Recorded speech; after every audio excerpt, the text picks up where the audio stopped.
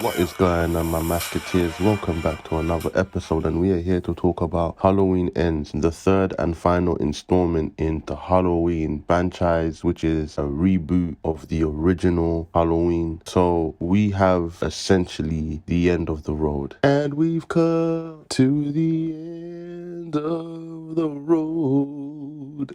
And it is a dumpster fire. That's what it is. It's literally a dumpster fire. This film, right off the bat, is just a train wreck. But I'm jumping ahead now. The premise is this. This film takes place 4 years after the previous, with Jamie Lee Curtis's character, who, mind you, has spent the last 20 plus years training for Michael, got guns, knives, tasers, baseball bats, anything and any weapon you can think of and name, she has it. And she's been training for the past God knows how many years to kill this man, even though he has been stuck in a mental asylum this entire time. But in her mind, she's saying, nope, as long as he's alive, he's a threat. He finally gets out. And now that he's out, and mind you, not only out, he killed her daughter. He killed her daughter. This woman decides to put that thug life behind her and turn into a suburban granny. Movie, please, make it make sense. Just make it make sense. She, a retiree now, she's living with her granddaughter. Her granddaughter is a nurse who wants to get a promotion where she works, but her boss is kind of sexist. They're just living a normal life, right? That's basically it. Now, the film starts off with, there's a character named Corey, and he is a teenager at the time, maybe around 16, 17. He's babysitting a kid. What happens is, through a series of events, the kid ends up locking him in the attic upstairs, and I think Corey has got a fear of closed spaces or something, because he's definitely freaking out, and he's asking the little boy to open the door, and he's banging on the door as this is happening. But they're upstairs, and as all this is going on, his parents finally come home from their little Halloween party that they went to. As they walk into the house, they can hear Corey upstairs shouting to be let out the door. But what you also hear is where he says to the little kid, oh, I'm gonna kill you, you little shit. Taken out of his context, I don't know what's happening. Corey big boots the door, straight out of Undertaker and Big Show from WWE's playbook. He big boots the door open. The kid is standing right in front of the door. It hits him in the face, and this little boy just falls over the banister. And my lord, when he hit the ground, the way his head bounced. Jesus!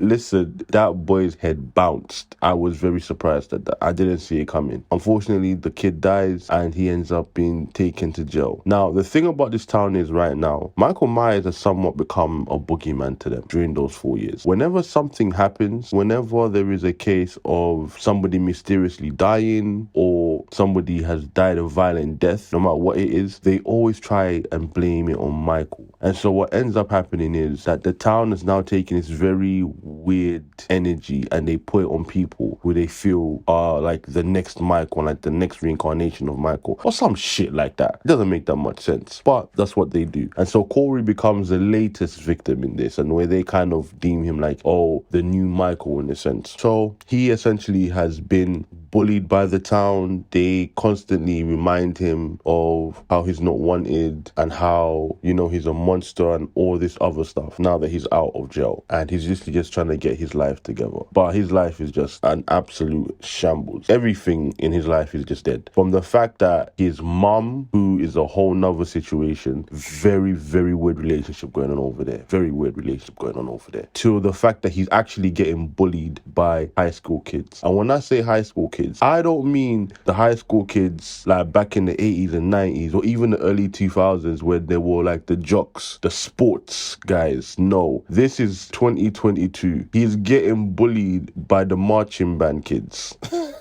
That's right. He's getting bullied by the marching band kid. Now, they're not even the big marching band kid. They are the smallest in the marching band. Well, as far as I'm concerned, because the two girls are literally like 5'2", and mind you, only one girl is really about this life, who's the black girl, funny enough. But the other girl, she literally doesn't even understand why they keep on picking on him. And then the two boys are the weakest looking guys I have seen. as antagonists in any form. They are so skinny and so small that he constantly has to look down on them. And so again, I don't understand why they pick these actors to be the bullies, but is what it is. Now, somehow him and Jamie Lee Curtis's character end up crossing paths. She introduces him to her granddaughter. They spark up a relationship. In the midst of all of that, Michael returns, a whole bunch of killing happens, and we finally have the final confrontation / showdown between Jamie Lee Curtis and Michael Myers. And that's the gist of the film, without me giving too much away and it becoming spoilery, but that's the gist of the film. Let me go into the good. This is going to be a very short segment.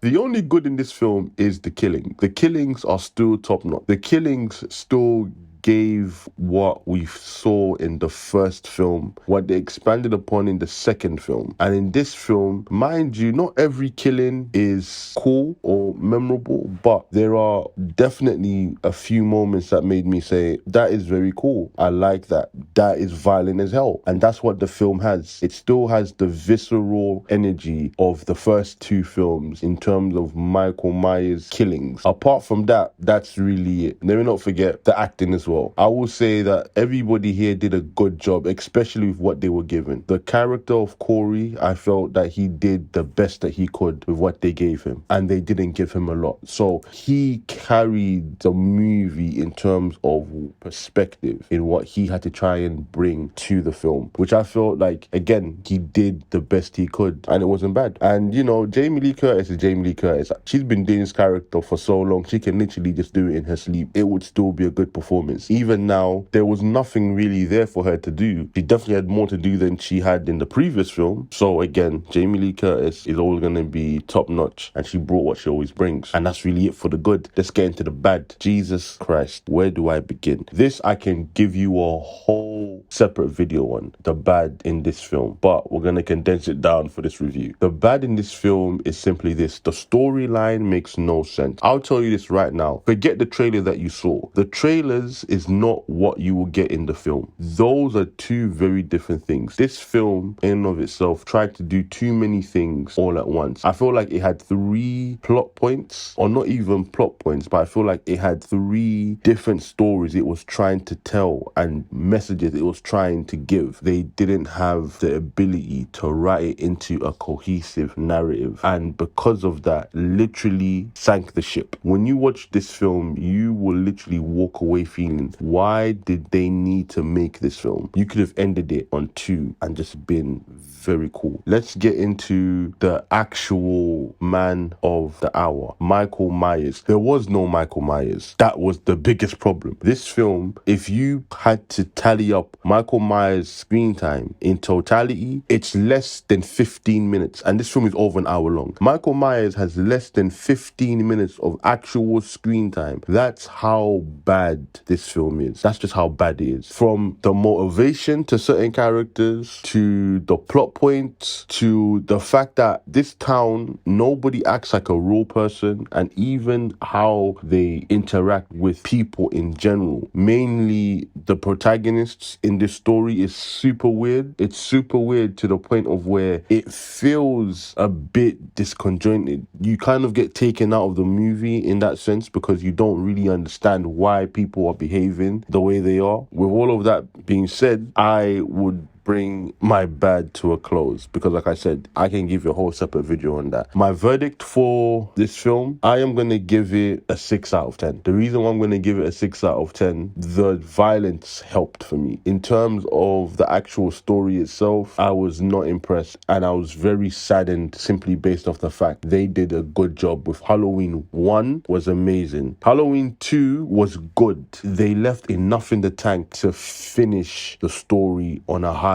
And again, it didn't need that much for it to be a good film. The fact that they decided to do what they did, and they butchered what they had created, just made it that much worse for me. It's a 6. Please, Hollywood, leave everything alone if it's a rebrand or a reboot. Only one film this year has impressed me, and that is Top Gun. The rest, dog shit. Please, Hollywood, you've run out of material and you've run out of ideas. Bring new people in to start creating new and fresh things and stop resurrecting old past greatness, which you can never achieve again. Anyways, those are my thoughts and my opinions. Please, guys, let me know what you thought of the film. And like always, like, comment, subscribe, and I will see you at the next masquerade. Peace.